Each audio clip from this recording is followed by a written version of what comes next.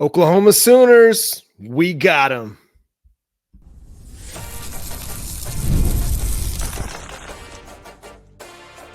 You are Locked On Sooners, your daily podcast on the Oklahoma Sooners. Part of the Locked On Podcast Network, your team every day.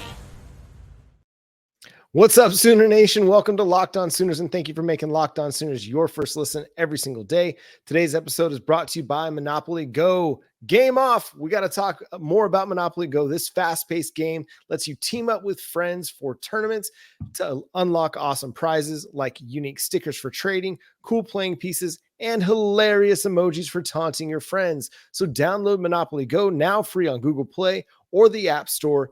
Game on. Josh Helmer. Follow him on Twitter at JoshOnRef. Myself, John Williams at John9Williams. The show is at Locked On Sooners.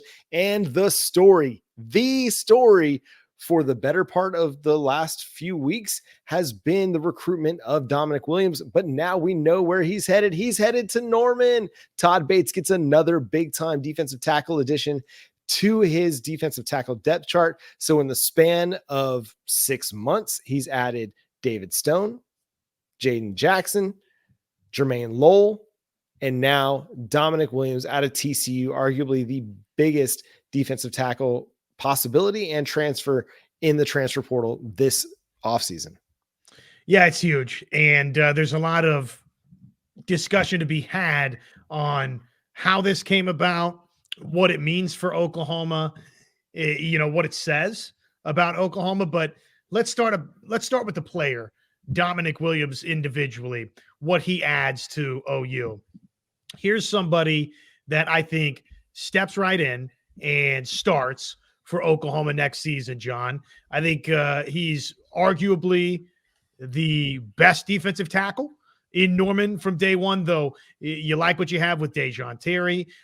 I really like what we've seen from Grayson Halton. I love the flashes from Jaden Jackson in the spring. David Stone's a name that could be an impactful guy straight away.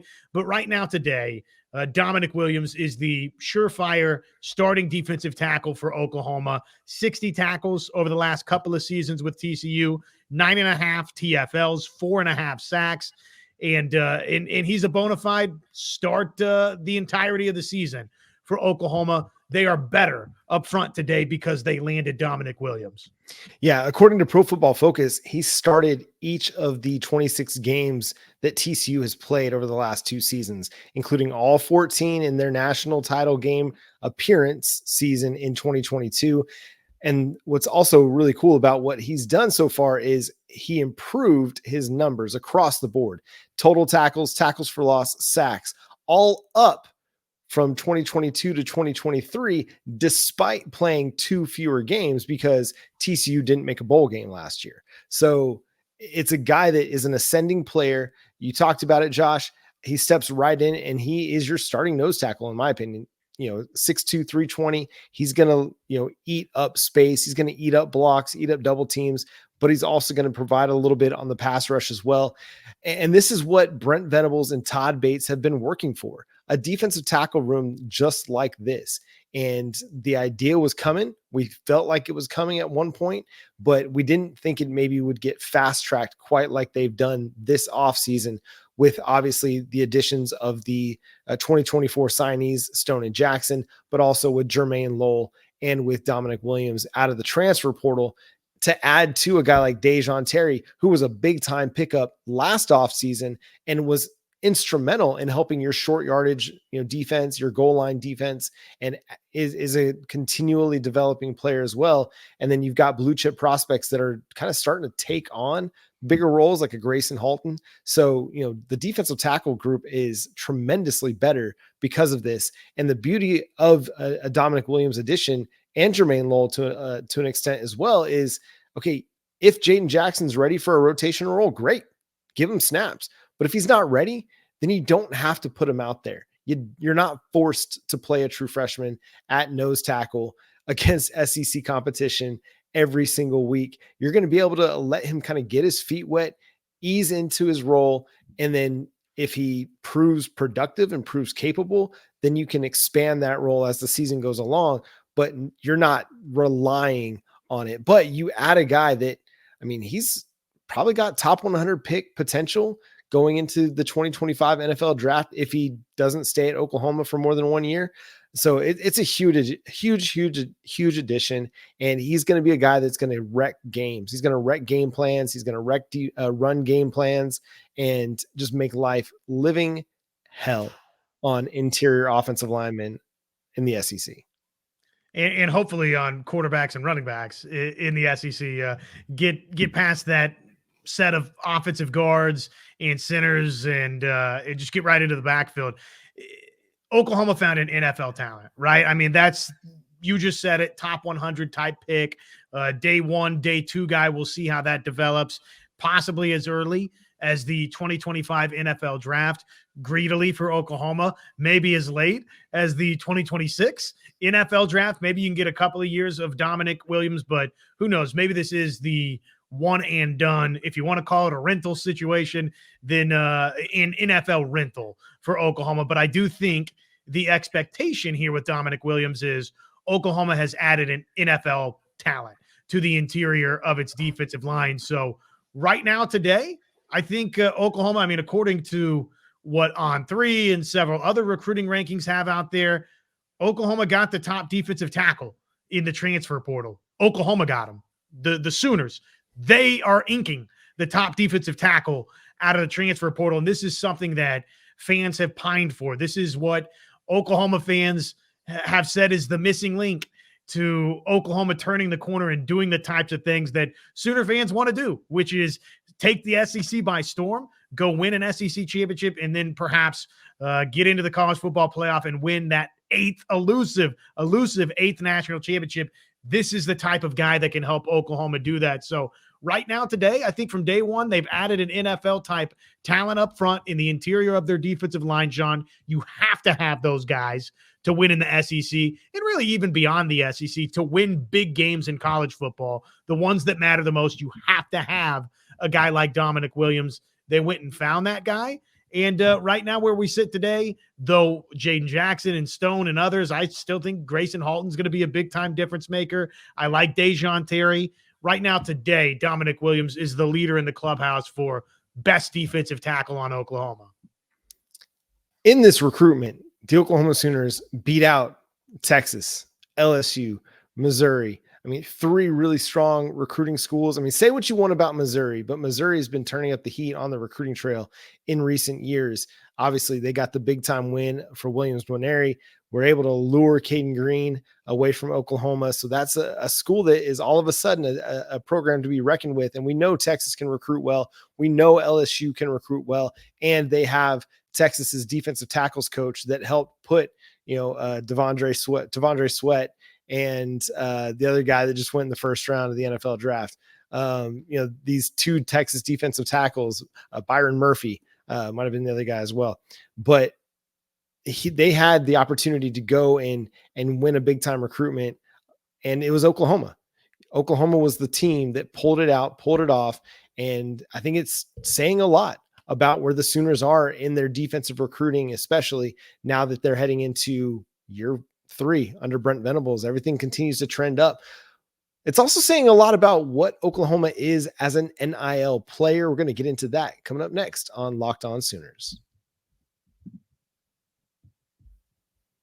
Passion, drive, and patience. The formula for winning championships is also what keeps your ride or die alive. eBay Motors has everything you need to maintain your vehicle and level it up to peak performance. Superchargers, roof racks, exhaust kits, LED headlights, and more. Whether you're into speed, power, or style, eBay Motors has you covered. With over 122 million parts for your number one ride or die, you'll always find exactly what you're looking for. And with eBay Guaranteed Fit, your part is guaranteed to fit your ride every time or your money back, because with eBay Motors, you're burning rubber, not cash. With all the parts you need at the prices you want, it's easy to make your car the MVP and bring home huge wins. Keep your ride or die alive at ebaymotors.com. Eligible items only. Exclusions apply. eBay Guaranteed Fit only available to U.S. customers.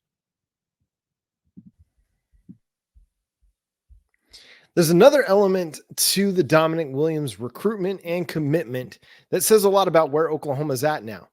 For years, And really in the NIL era, we've heard this phrase or this term thrown around, Broklahoma. Well, I think it's fair to say that based on the things that we've heard and the reporting that's out there, I don't think that's the case anymore. Because again, NIL is a part of the game. You may not like it, you may not love it, you may hate it, but it's here to stay. NIL is a part of college football. It's a part of recruiting. It is what it is. You take it and you run with it. And Oklahoma hadn't really won a quote unquote NIL battle, at least as far as we know. And I'm not going to sit here and say that NIL was the only thing that mattered in this recruitment, because it's pretty evident that Todd Bates had a big time influence in this recruitment. And we got to applaud Todd Bates here and what he's done over the last 6 months. But Oklahoma is showing that they're willing to and can be an NIL player in this modern era of college football.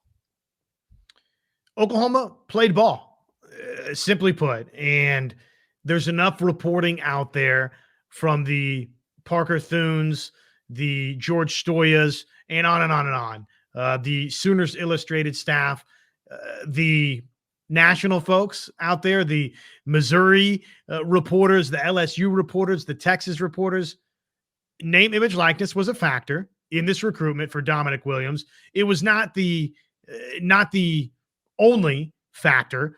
Dominic Williams said, hey, don't get it twisted. Brent Venables, Todd Bates, those guys, the relationships was a big key determinant in picking Oklahoma, but name, image, likeness was too. And Oklahoma was more than competitive, right? They won this recruitment. So you have to say, if we want to hear Broklahoma or Oklahoma is broke tossed around, not in this recruitment. For Dominic Williams, don't know what the Deion Burks picture looked like, but not in the Deion Burks recruitment. Walter Rouse, probably a little bit of a factor there. Not in the Walter Rouse recruitment was Oklahoma broke. So there's, I think, a number, especially transfer portal examples and additions for Oklahoma, John, to where Oklahoma's won name, image, likeness battles. Now, this was the largest. If you listen to what Parker Thune said, he came right out and said it.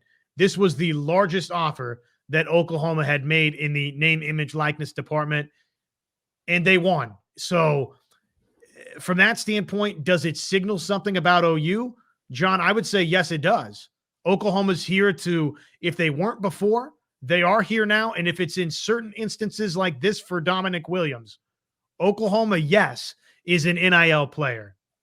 And it shows, one, how important that position is and what type of player Brent Venables and Todd Bates thinks he can be for the Oklahoma Sooners. They're not just unloading the clip for anybody, just anybody. They're not, breaking the bank for just anybody.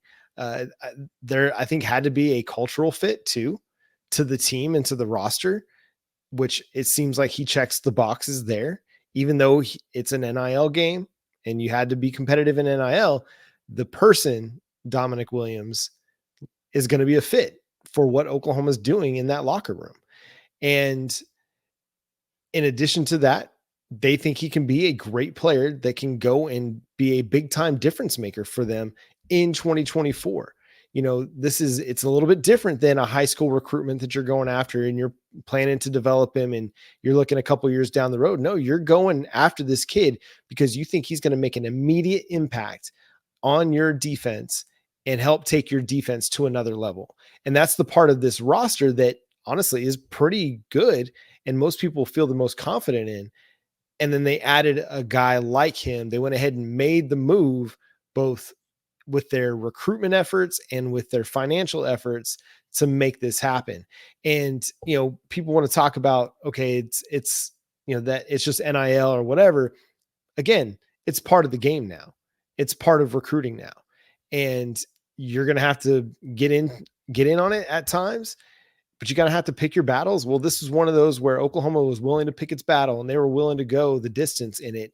And I mean, they were not scared off at any turn. It seemed like, whether it was Texas getting involved or LSU or Missouri, 3 schools with big NIL, backers, they weren't scared at any turn. And I think that can tell you a lot about what Brent Venables, Todd Bates, Miguel Chavis, and Brandon Hall and Jay Valai and that defensive staff, Zach Alley, what they think about Dominic Williams and what he can become for the Sooners this year. It says probably more than anything that what the coaching staff sees in its evaluation of Dominic Williams and who he's been for TCU through a couple of seasons. It also, I mean, look, we saw this from day one of NIL at Oklahoma, the way it played out for Spencer Rattler. It means that now there's the burden of some serious expectation for Dominic Williams. And that's the other reality here is now you got to go produce. That 60 tackle guy that you were the last couple of seasons combined, and let's round up, call it 10 tackles for loss, 5 sacks.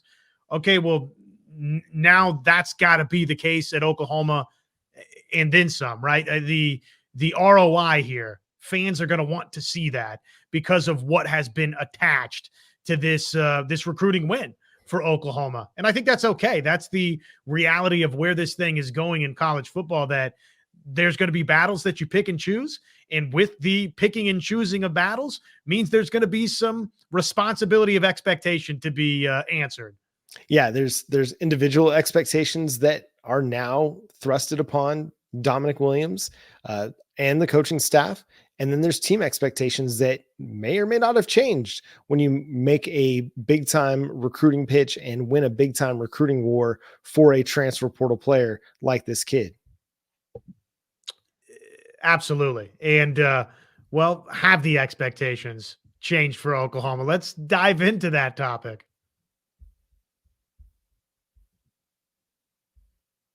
All right, game off. We got to pause here to talk more about Monopoly Go. I know what you're saying. Flag on the play. You've already talked about that. But there's just so much good stuff in this game. In Monopoly Go, you can team up with friends for timed tournaments where you work together to build up each other's boards. The more you win together, the more awesome prizes you unlock. And there's so much to get. Unique stickers you can trade with friends to complete albums for big prizes. Cool new playing pieces to travel the boards with. Hilarious emojis for taunting friends when you smash their buildings or heist their vaults. Plus, Monopoly Go feels new and exciting every day with constantly changing tournaments and challenges. A ton include their own unique mini games like digging for treasure or a robot pachinko machine. And there's always new timed events that help you win big, like massive multipliers for everything you win or rent frenzies. There's always something fun to discover in Monopoly Go. So get off the bench and go download it now for free on Google Play or the App Store. Game on. The weight of expectations is constantly there for the Oklahoma Sooners. I don't even want to say it's changing, because when you're at Oklahoma, and Gabe Eichert said it best last offseason, I think, when he was, I can't remember which podcast he was on. It wasn't the Oklahoma Breakdown. He was a guest on some podcast, or maybe it was Dusty, actually. I can't remember. One of those two guys, Gabe or Dusty, one of those two dudes was on a podcast of a national show talking about, if you're at Oklahoma, the expectations are championships. And whether that's reasonable or realistic year over year, that's always the goal, right?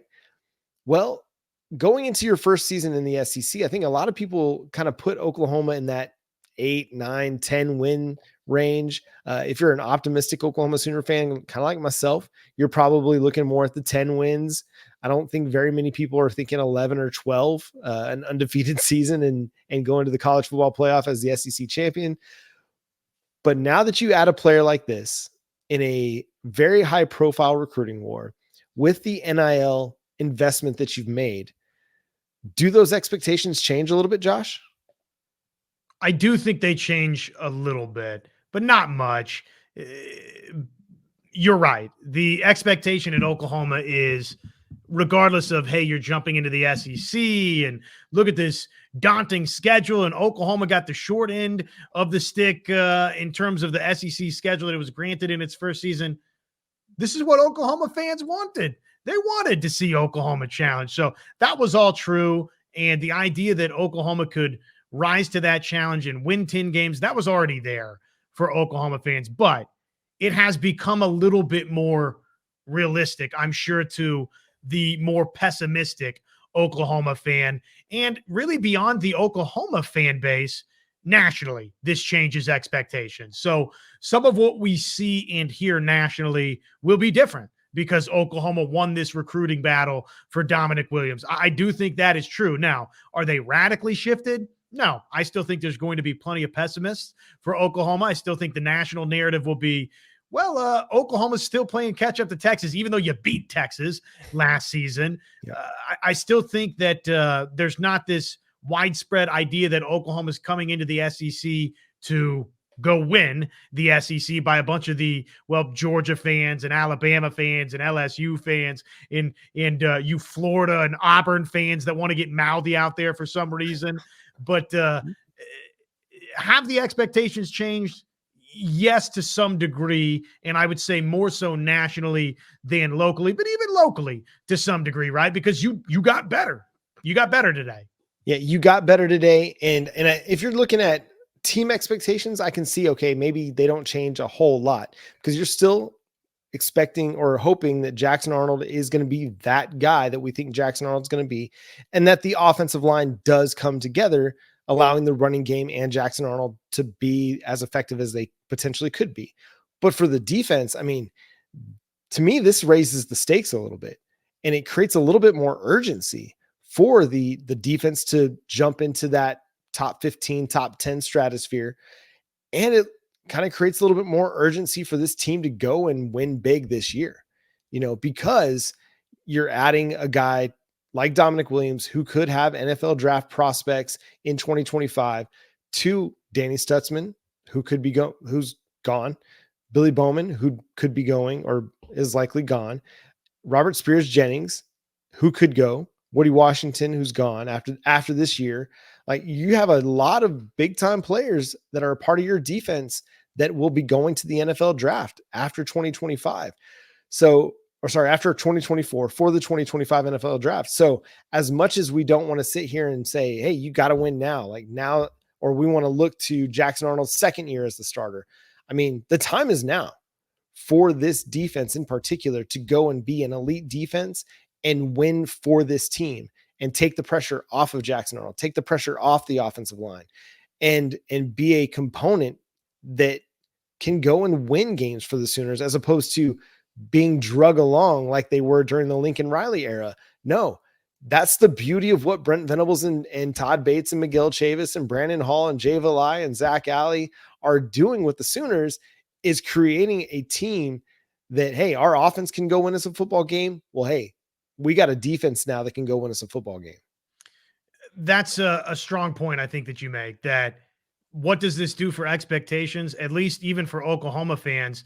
If you think about it like this, and we'll see how 24 plays out, but it's at least reasonable to have a discussion that Oklahoma could have one of the best defensive tackles in all of college football, should have one of maybe the best linebacker in college football, a Jim Thorpe Award candidate in its defensive backfield. So at all levels of its defense now, the expectation will be that it has one of college football's finest. Dominic Williams, Danny Stutzman, and Billy Bowman, among others, in the defensive backfield, by the way, for Oklahoma, but especially Billy Bowman, right? So with that as sort of the backdrop for defensive expectations, I think there's probably a reasonable expectation among Oklahoma fans now that it's time for the defense to fully click under Brent Venables. It's time to see more of a Clemson type Brent Venables defense, one of the nation's finest.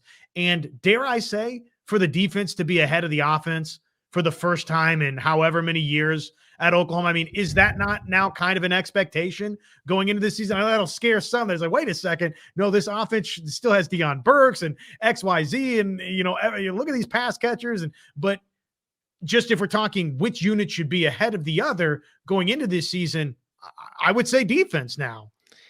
It looks like it, based on still the uncertainty, even though I don't have any uncertainty about Jackson Arnold. I think he's going to be great, but because you haven't seen it, there's a little bit of uncertainty there. Same with the offensive line, though you think it's going to be good. I'm a believer in Bill Bedenbaugh. You got to see it though. But the defense has a lot more proven parts to it than the offense does. It has a lot more, I don't even want to say talent, but just a lot more proven commodities. And it's grown each season under Brent Venables, and they're expecting another big jump under Zach Alley as defensive coordinator now. And you get further development of a guy like Ethan Downs. You get development from Grayson Halton and Dejon Terry, R. Mason Thomas. You get a healthy R. Mason Thomas, and what does that do for your defense? That's crazy. The same with a Gentry Williams, if he can stay healthy all year.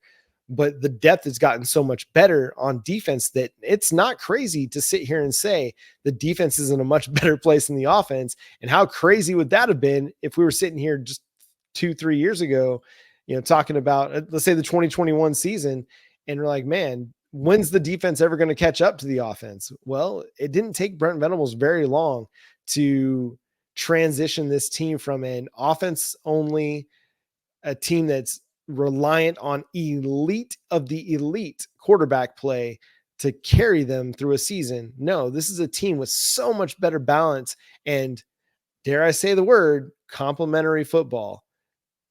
It's there. The Oklahoma Sooners are there at this point. Well, and this regime is in not full effect, but trending that way now, right? I mean, this was the hope for Brent Venables, Todd Bates, Miguel Chavis and company, that because of who Brent Venables historically has been, both at Oklahoma and abroad at Clemson, that he could bring this type of player to Oklahoma, and not to just go ahead and, pick on that guy while he's down and, go down that road again and again and again. But there were legitimate concerns that the previous staff maybe was never going to win this type of recruiting battle. Now you've done it, and the defense is headed, we think, in this type of direction, a championship direction. So, okay, you won a big recruiting battle. Individually, there's a lot of expectations on Dominic Williams. Collectively, there's a lot of expectations on Oklahoma defensively now. Now rise up, meet the expectation. That's really all that's left to be done, is to go play championship football. Oh, man. And we're now just about 4 months away, or just under 4 months away from the start of the 2024 college football season. Oklahoma's first in the SEC. Cannot wait to see these big bodied defensive tackles and offensive linemen get in there and see what they can do against that SEC competition. But that's going to do it for today's episode of Locked On Sooners. Thanks so much for tuning in and being a part of the show. Subscribe to the show wherever you get your podcasts. We're free and available on all platforms and on YouTube. Hit that notification bell to let you know when new episodes drop. Follow Josh on Twitter at JoshOnRef. You can also hear him Monday through Friday from 9 to noon on the KREF Sports app. My name is John Williams. You can follow me on Twitter at John9Williams. But until next time, he's Josh, I'm John. Boomer Sooner.